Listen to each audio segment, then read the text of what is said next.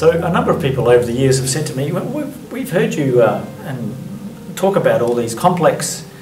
scholarly discussions of the Old Testament, different Old Testament theologies and the exegetical issues, but how do we present all that complexity when it comes to the church context? How do we teach these issues when we're talking about younger people,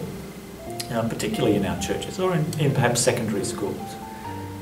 So in answer to those questions, we're going to start a new class in 2015, focusing for about half the semester on teaching materials, basically secondary education level, comparing and contrasting the different approaches and evaluating the different approaches. About half the semester we'll be looking at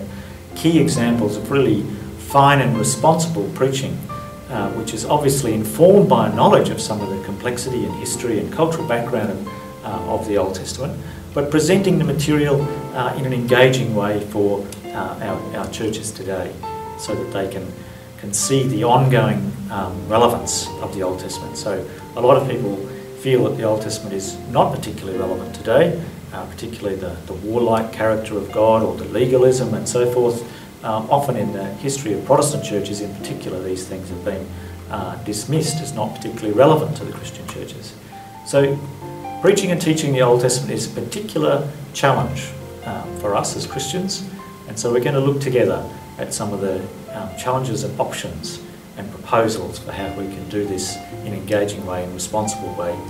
in our churches. So join us for this new degree level unit, Preaching and Teaching the Old Testament.